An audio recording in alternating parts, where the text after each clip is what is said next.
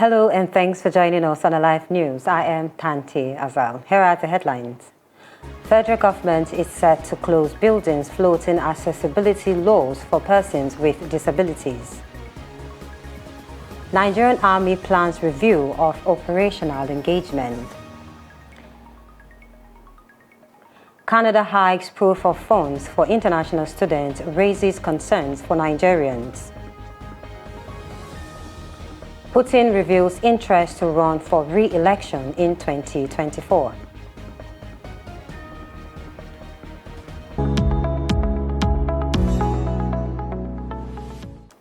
The federal government has revealed its intention to close down public buildings that fail to adhere to the minimum standards of accessibility for persons with disabilities starting from January 17th.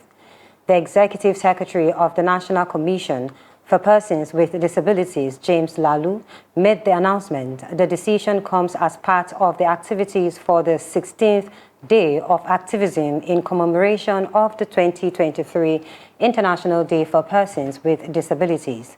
Lalu clarifies that the Commission will take immediate action following the expiration of the 5-year ultimatum set by the federal government, which is scheduled to conclude on January 16, 2024.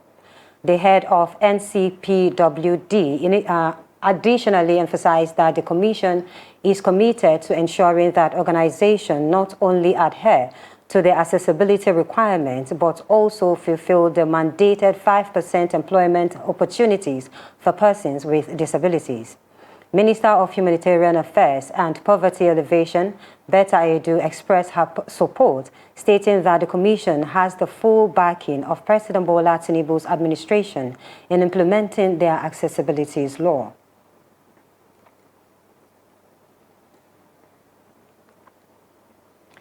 The Nigerian Army will be evaluating and comprehensively reviewing ongoing operational engagement in all the theaters of operations across the 6 geopolitical zones.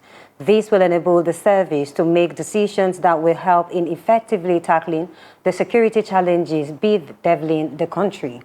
The statement on Friday by the Director Army Public Relations, Brigadier General Nwachukwu Onyema, notes that the service would be embarking on the review, among others, at the Chief of Army Staff's conference slated to hold in Maiduguri between December 10th and 16th. This will provide the Nigerian Army an in-depth insight to make far-reaching decisions that will be result-oriented towards achieving its set objective of addressing multifaceted security challenges in the country.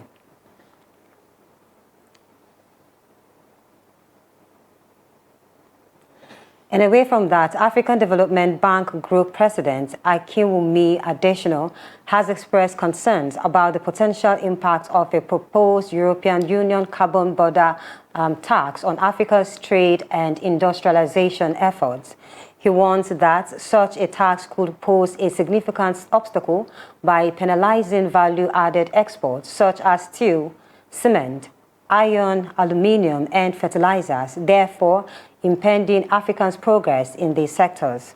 Adesina emphasized that Africa's energy deficit and reliance on fossil fuels could lead to deindustrialization and potential losses of up to $25 billion annually due to the European carbon border tax adjustment mechanism.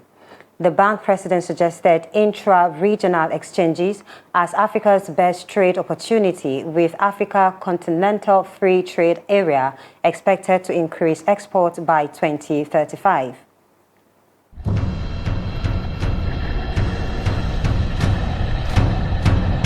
Hello and welcome to Live News.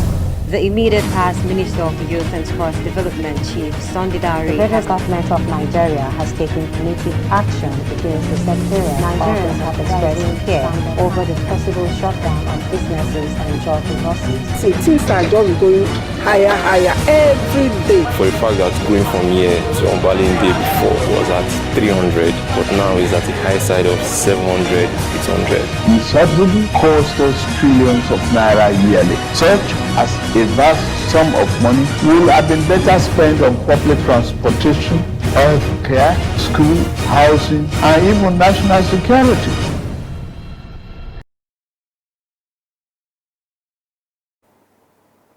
Still on local stories, Canada has adjusted its requirements for international students by raising the proof of funds for those applying to immigrate to Canada. Proof of funds shows that an applicant has enough money to live on their own and support their family while studying in Canada. Canada has had a proof of funds requirement for a student study permit applicant since the early 2000s, when it was set at $10,000 per applicant. However, Immigration, Refugees and Citizenship Canada announced that the POF had been raised to $20,635 Canadian dollars plus the first year's tuition and travel expenses to ensure international students are adequately prepared to live in Canada. The amendment will be applicable to new applicants for study permits submitted on or after 1st January 2024 and will be updated annually when Statistics Canada revises the low-income cutoff. And on the foreign scene, Russian President Vladimir Putin on Friday told soldiers who had fought in the Ukraine war that he would run for president again in the 2024 election, a move that will allow the former KGB spy to stay in power until at least 2030.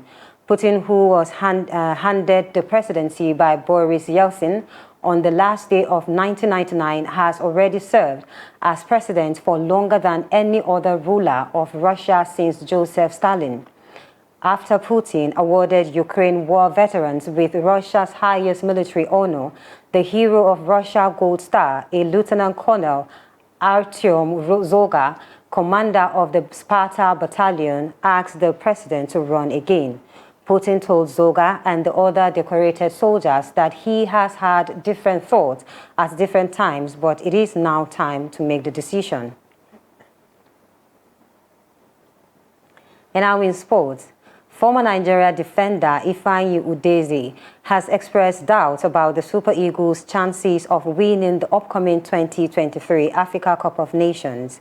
Ifeanyi Udeze explains that a strong team structure is necessary for success, even as he acknowledged the potential of Nigerian squad.